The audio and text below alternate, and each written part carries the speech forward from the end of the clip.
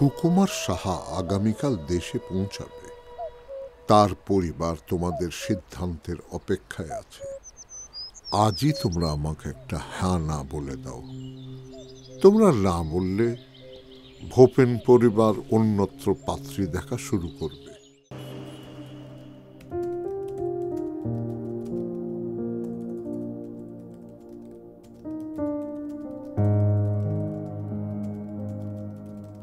আমি চাই মরুর বুকে ফসল ফলুক, হিমালয়ের বুকে বরফ গলুক।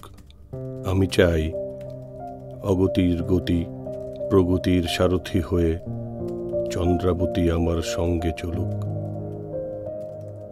করুণা করে হলেও দুর্গম পথের একাকী গন্তব্যে চন্দ্রাবতী অন্তত এই কথাটি আমায় বলুক, দিশাহীন হয়েও না, পথ হারিও না পথিক। কেউ না থাকুক, আমি তোমার সঙ্গে আছি।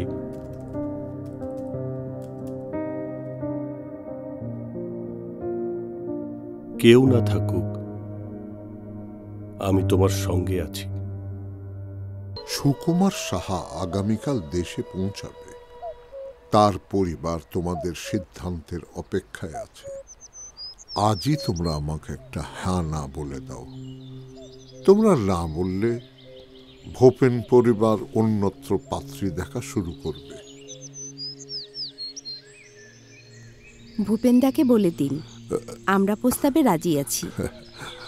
দুর্গা দুর্গা, তাহলে আজকেই ওদের বাড়িতে গিয়ে বিয়ের দিনক্ষণ ঠিক করে ফেলি।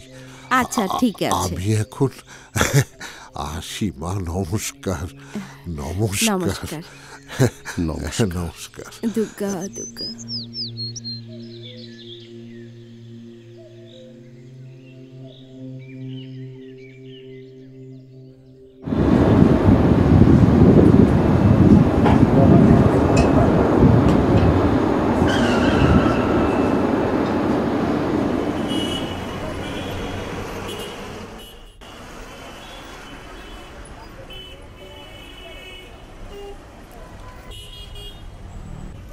কে?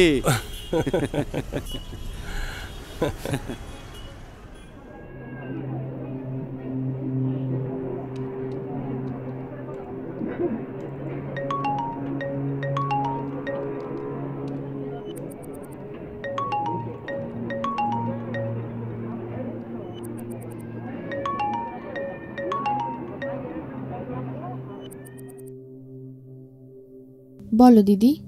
তোকে জলদি একটু বাড়িতে আসতে হবে। কেন দিদি? আহা কিছু হয়নি, তবে হতে যাচ্ছে। এত কথা এখন আর বলতে পারবো না। তুই বাড়িতে আয়, তারপর সব জানতে পারবি।